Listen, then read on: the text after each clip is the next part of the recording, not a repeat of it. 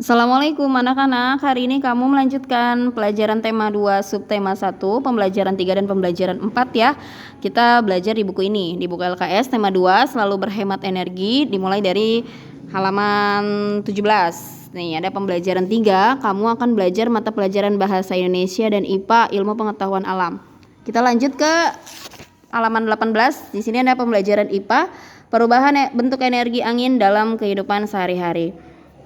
Yang pasti sudah kamu ketahui bahwa angin adalah salah satu energi atau sumber daya alam yang dapat diperbaharui. Artinya, angin itu meskipun kita pakai terus-menerus akan selalu ada, akan selalu tersedia. Itulah yang disebut sumber daya alam yang dapat diperbaharui. Karena angin itu sumber daya alam yang melimpah, ciptaan Allah, ciptaan Tuhan melimpah di bumi gitu. Kita bisa memanfaatkannya, salah satunya untuk menggerakkan kincir angin gitu. Nah, di sini di gambar ini ada yang namanya kincir angin. Kincir angin ada baling-balingnya. Untuk menggerakkan baling-baling ini supaya bisa dimanfaatkan sebagai pembangkit listrik misalnya, itu kita harus membutuhkan atau memanfaatkan energi angin.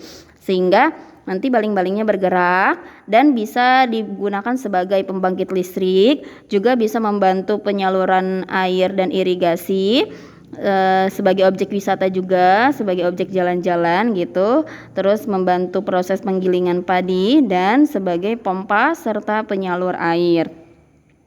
Selain itu, angin juga sangat banyak sekali manfaatnya, yaitu pada proses hujan, angin membuat awan-awan bergerak ke berbagai wilayah di atas daratan sehingga banyak wilayah akan terhindar dari kekeringan.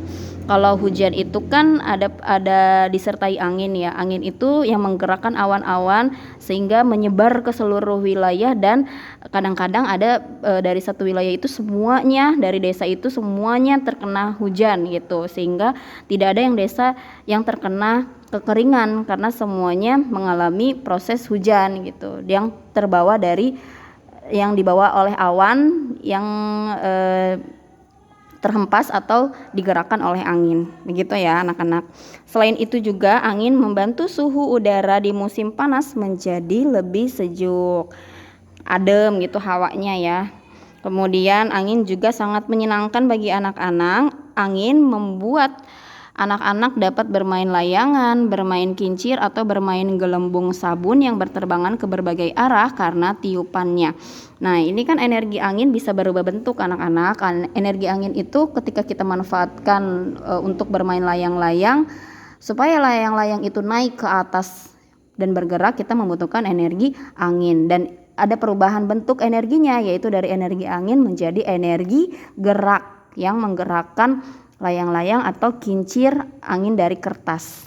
Nah, di halaman 19 ini ada teks langkah-langkah pembuatan kincir angin dari kertas. Di sini tersedia alat dan bahan yang kita gunakan.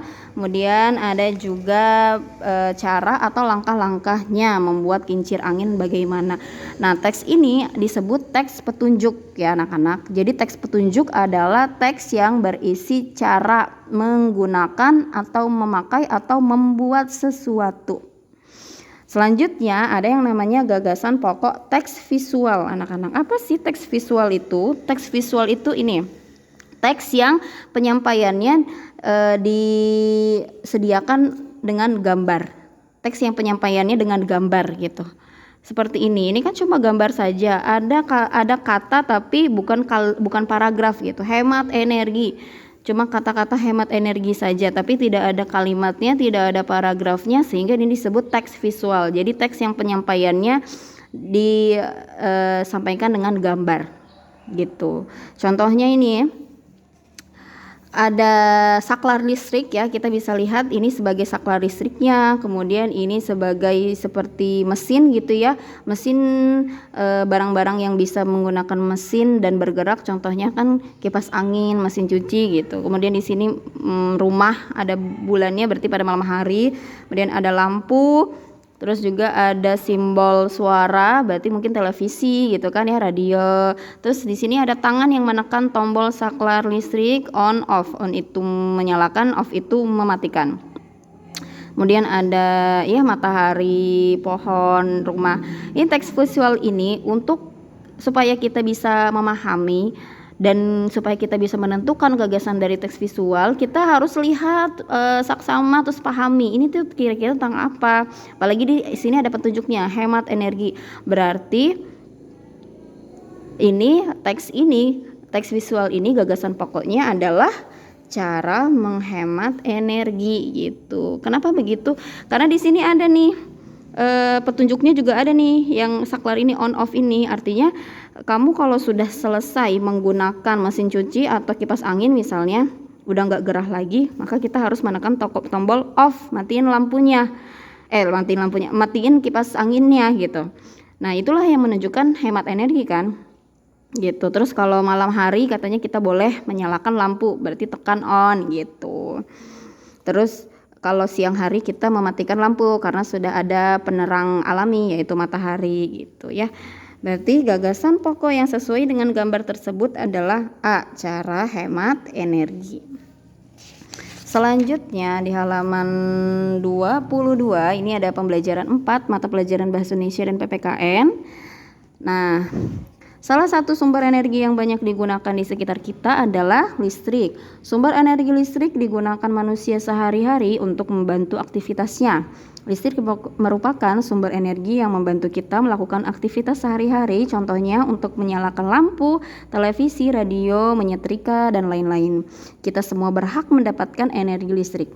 Nah, ini pelajaran PPKN ya. Ini Bahasa Indonesia dulu deh, Bahasa Indonesia dulu. Di sini ada pertanyaan, apa yang diceritakan gambar tersebut? Ini namanya teks visual anak-anak ya. Ini lihat, ini teks visual. Jadi cuma ada gambar saja. Jadi teksnya disampaikan dalam bentuk gambar, tidak ada kalimat, tidak ada paragraf apapun gitu. Tapi kita bisa menyimpulkan, oh ini tentang apa?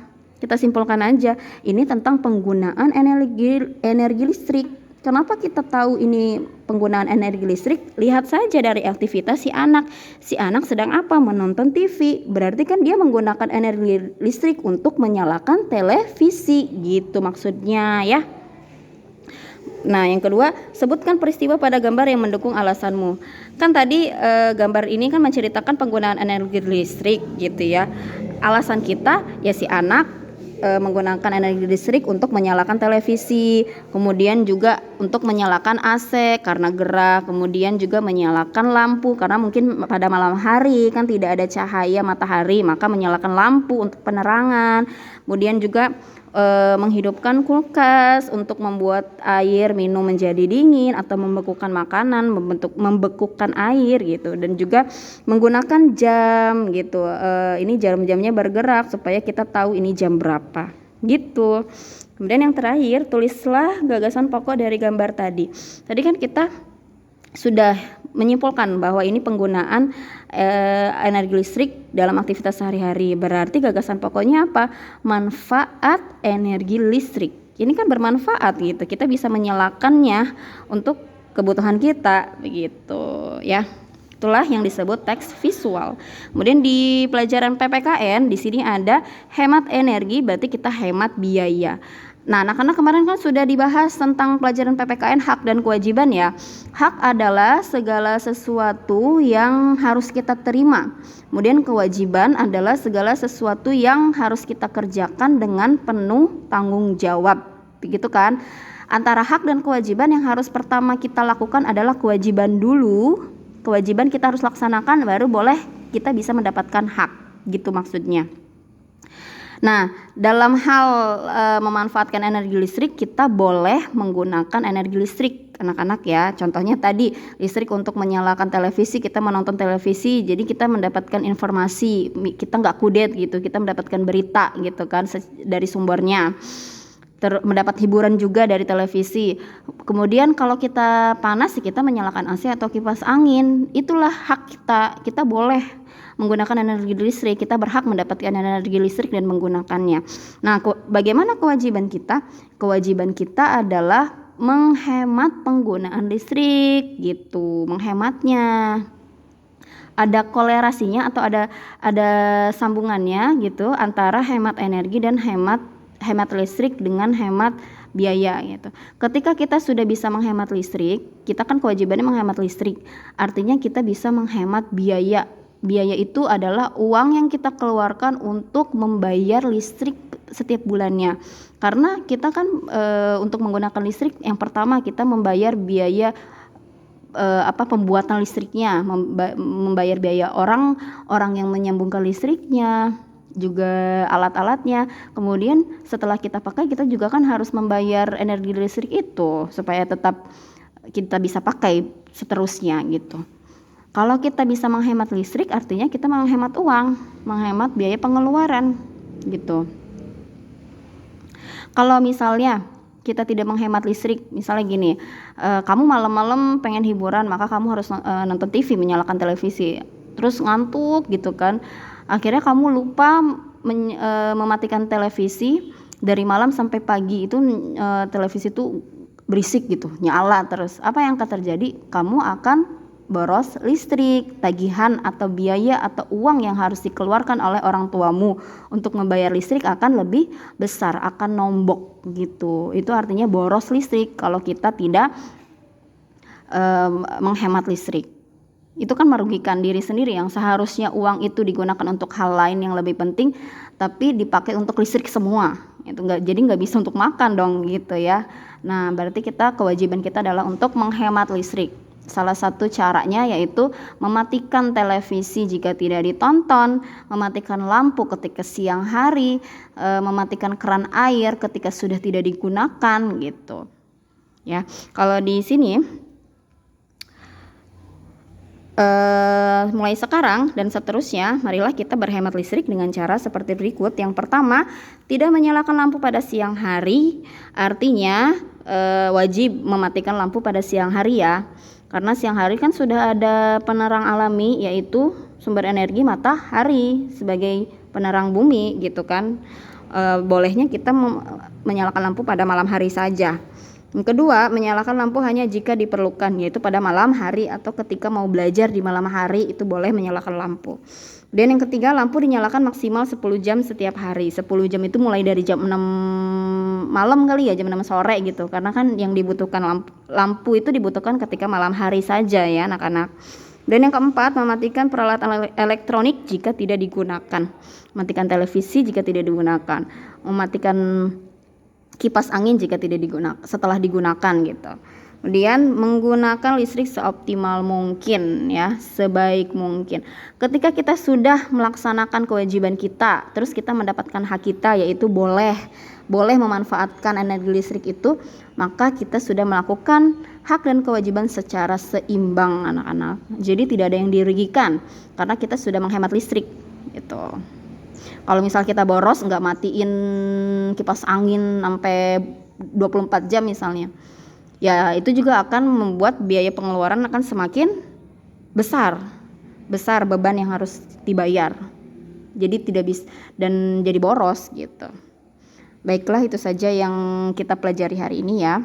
Ibu cukupkan, mudah-mudahan apa yang Ibu sampaikan bisa dipahami. Wassalamualaikum warahmatullahi wabarakatuh.